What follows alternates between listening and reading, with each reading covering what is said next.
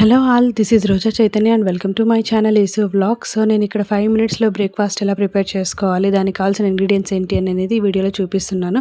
First దానికి కావాల్సిన ingredients వచ్చి పచ్చిమిర్చి, ఉల్లిపాయలు, తర్వాత పల్లీలు, కరివేపాకు, పోహా అయితే పక్కన తీసి పెట్టుకున్నానండి, అటుకులు.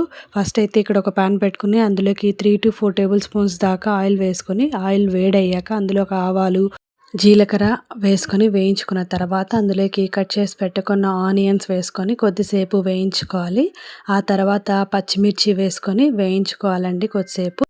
అలా వేయించుకున్న తర్వాత మనము ఇందులోకి నెక్స్ట్ ఇంగ్రీడియంట్స్ అయితే వేసుకోవాలి. ఇది కూడా మీడియం ఫ్లేమ్లో పెట్టుకొని వేయించుకోవాలి. ఎందుకంటే పచ్చిమిర్చి మనకు ఆయిల్లో వేడైతే మనకి ఫ్లేవర్ అనేది వస్తుంది అండ్ కారం టేస్ట్ కూడా తెలుస్తుంది కాబట్టి సో చూసుకొని కొద్దిగా వేసుకోవాలి పచ్చిమిర్చి కూడా. అండ్ ఇక్కడ వచ్చి కరివేపాకు వేసుకుంటున్నాను కొద్దిగా, జస్ట్ ఫ్లేవర్ కోసము, కలర్ కోసము. సో ఇక్కడైతే తర్వాత ఆయిల్లో వేయించుకున్నాక సాల్ట్ కొద్దిగా అయితే వేసుకుంటున్నాను. ఫస్ట్ అయితే చూసుకొని కొద్దిగా వేసుకున్నాను, తర్వాత తక్కువ అయితే వేసుకోవచ్చు అనేటట్టు. తర్వాత అయితే ఇక్కడ నేను పసుపు వేసుకుంటున్నాను కొద్దిగా దానికి సరిపడేటట్టు అండ్ కలర్ కోసం కూడా. సో కొద్దిసేపు అలా పచ్చివాసన పోయేదాకా వేయించుకుంటున్నాను ప్యాన్లో. వేయించుకున్నాక ఇక్కడ పోహా అయితే ఓ పక్కన వాష్ చేసుకుంటున్నాను, మొత్తము పోహా అయితే తీసుకొని. సారీ, అటుకులు. నాకు నార్త్లో పోహా పోహా అని చెప్పి అని సో అదే వస్తుంది.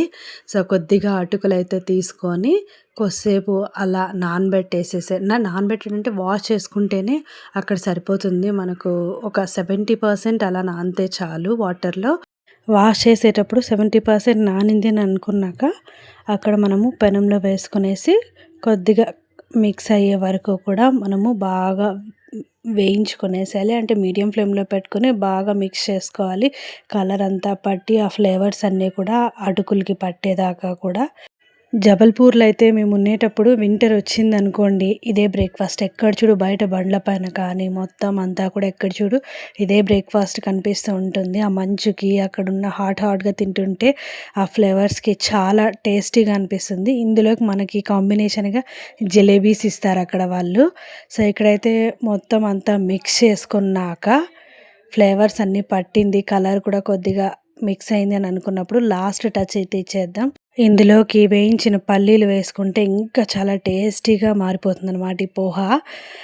మనకి ఇందులోకి జీడిపప్పు కూడా వేయించుకొని వేసుకోవచ్చు, ఆప్షనల్ అయితే, కంపల్సరీ అయితే కాదు. సో ఇందులోకి నేనైతే వేయించిన పల్లీలు వేసుకున్నాను.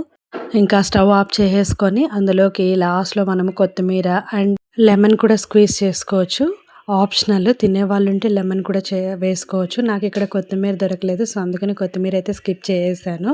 టేస్ట్ అయితే సూపర్గా ఉంది. సో ఇదండి, చాలా light and healthy tasty breakfast. మీరు కూడా ట్రై చేస్తే కమెంట్ చేయండి.